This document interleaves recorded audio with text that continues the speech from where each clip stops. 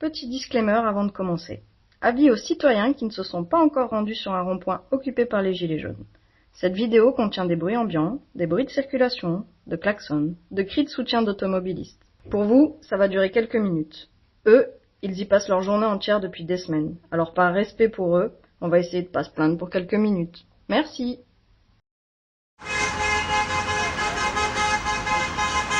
Moi je m'appelle Jean-François, j'ai 67 ans. Et tu viens de? Et je viens de Charente-Maritime. Mais bon, il se trouve que je suis dans la région pour à peu près un mois et demi pour les fêtes et tout ça. Et j'ai estimé qu'il était nécessaire et normal que je vienne participer un peu au mouvement qui est ici. Qu'est-ce qui t'a motivé à venir sur ce rond-point-là en particulier? Simplement que comme beaucoup de Français, j'ai à des années, j'ai envie de sortir un peu de mon petit cocon machin et de dire que je suis pas content de beaucoup de choses. Que depuis 40 ans, les gouvernements qui succèdent font pas spécialement de choses pour une grande partie de la population, et le font de façon très sournoise. Donc j'ai eu envie de sortir et leur dire on n'est pas si con que ça, on a compris et maintenant vous allez nous écouter, vous allez nous entendre. Jusqu'alors on s'est tu, on vous a laissé faire, maintenant on va reprendre la main. Voilà. Comment ça s'est passé quand tu es arrivé en fait sur place? J'ai vécu pendant pas mal d'années dans le secteur, donc je connais bien la région quand même.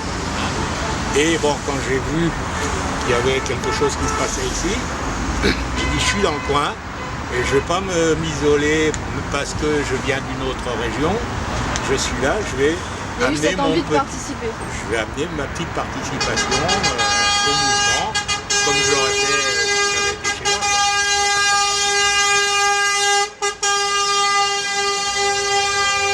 Et ça fait du bien d'entendre tout ça toute la journée, là, ces gens qui nous soutiennent. L'accueil, du coup, c'est ça, c'est l'accueil, le retour que vous avez. Et ce qu'il y a, c'est qu'effectivement, on voit que, contrairement à ce que disent les médias, il y a de plus en plus de gens qui nous soutiennent à leur façon. Eh bien, on peut bien comprendre que les gens... Moi, je suis retraité. C'est vrai que j'ai un peu plus de temps. Il y a des gens qui travaillent, alors ils ne peuvent pas lâcher leur travail. Sinon, ils vivent comment? Déjà que c'est difficile pour beaucoup. Si en plus ils arrêtent de travailler, là, ils sont dans la mouise complète. Et personne ne leur fera de cadeau. Donc, j'estime que là aussi, en tant que retraité, c'est ma place de venir soutenir, parce que ce mouvement-là, son but, c'est de soutenir et d'apporter quelque chose à tout le monde, à toutes les professions, à tous les gens, les hommes, les femmes, qui travaillent, qui, même s'ils ne travaillent pas, parce qu'ils ne peuvent pas trouver de travail, c'est autre chose, mais soutenir tout le monde. Quand est-ce que vous avez rejoint à quel moment vous avez rejoint le mouvement? Dès le départ. Dès le départ? Le 7, j'étais là, déjà. Et voilà. Et il y a eu des flottements, il y a eu des choses, mais maintenant les choses s'organisent. Je pense que les revendications de plus en plus sont mieux ciblées. Je dis honnêtement, moi, j'étais pas toujours d'accord pour les blocages complets, enfin oui, très forts. Parce que j'estime que ça desservait un peu. D'ailleurs, au début, les gens ils étaient un peu méfiants des raisins. À partir du moment où les blocages ont été beaucoup moins importants et que par contre, on a été présents, ils nous ont vus rester présents sur place et tout, là, il a commencé à y avoir une véritable solidarité qui s'est mise en place. Et ça, je trouve que c'est important. Et c'est comme ça qu'on peut faire venir un peu les gens à nous et surtout éveiller leur sens citoyen, leur sens politique, leur montrer qu'on peut faire des choses sans aller, sans tout casser. On peut faire des choses, qu'on peut faire bouger les choses, mais qu'il faut les faire bouger. Et pour vous, qu'est-ce qui ressort de positif de ce mouvement? On est là, on se retrouve, on ne se connaît pas, on partage un tas de choses. Et on s'aperçoit qu'en fait, on est tous dans la même démarche quelque part. On se rend compte qu'on s'est fait spolier pendant des années et que voilà, en étant tous ensemble, on va peut-être arriver en partageant nos idées, nos revendications, on va peut-être arriver à faire bouger les choses et faire que nous, nos enfants, nos petits-enfants, ils puissent vivre un peu mieux. Il y a cette idée de solidarité qui ressort. Tout à fait, c'est le but. Je veux dire, dans beaucoup de cas, on a des enfants, des petits-enfants. Et depuis des années, on se rend compte que leur vie se dégrade à tout point de vue. Elle se dégrade au niveau financier, elle se dégrade par tous les phénomènes climatiques et tout ça, la difficulté à vivre, la difficulté à trouver un travail, etc. Bon, et ça, c'est pas quelque chose qui est inscrit, c'est pas vrai. C'est tout à fait gérable. Il y a les possibilités, il y a les capacités. En France, il y a la capacité de faire vivre tout le monde correctement. Mais il faut une véritable volonté politique. C'est ces échanges-là en fait qu'il y a sur les ronds-points. Sur les ronds-points, bien sûr, les gens échangent. Chacun vient d'un milieu différent, vient de milieux tous complètement différents. Il y a autant d'entrepreneurs que d'ouvriers, que de chômeurs. Et ça n'est pas un problème. C'est absolument pas un problème. Et on se rejoint tous sur la même idée, c'est qu'il n'y a pas de raison pour soit les élus ils changent le cap, vraiment, et ils prennent conscience qu'il y a ils sont là pour gérer des personnes et que ces personnes elles ont le droit de vivre normalement, décemment.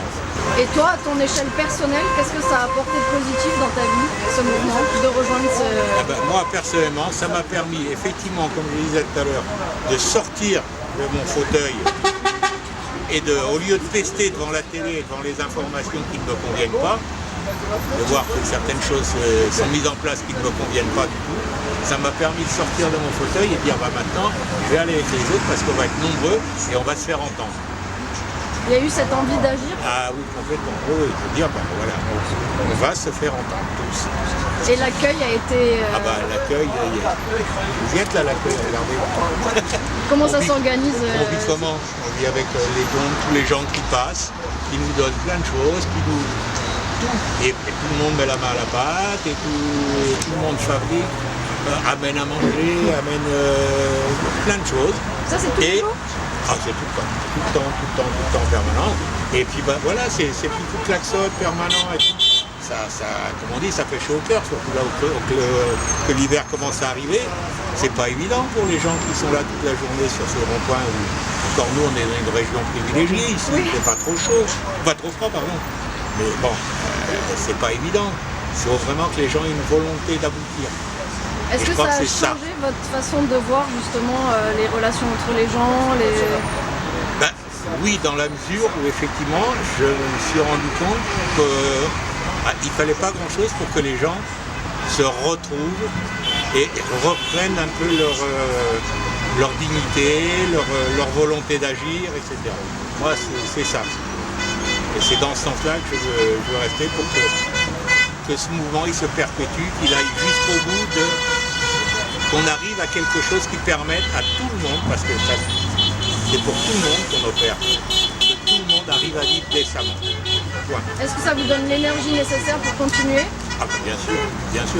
Moi, tant qu'il y aura des gens qui sont ici, et des gens même qui klaxonnent, parce que on sait très bien qu'il y en a qui travaillent et tout, qui peuvent pas faire tant qu'il y aura des gens qui vous soutiendront par tous les moyens possibles et imaginables, je serai là. Ça vous donne la force et l'envie de... Bien sûr, bien sûr. Je veux dire, là actuellement, j'ai tous mes petits-enfants à la maison. Je serais aussi bien avec eux, je pourrais très bien me cloîtrer dans ma maison avec eux et tout ça, dire je profite de ma famille. Mais non, je dis non, je veux consacrer un moment ici à participer et à amener ma petite pierre à l'édifice, comme on dit. Voilà.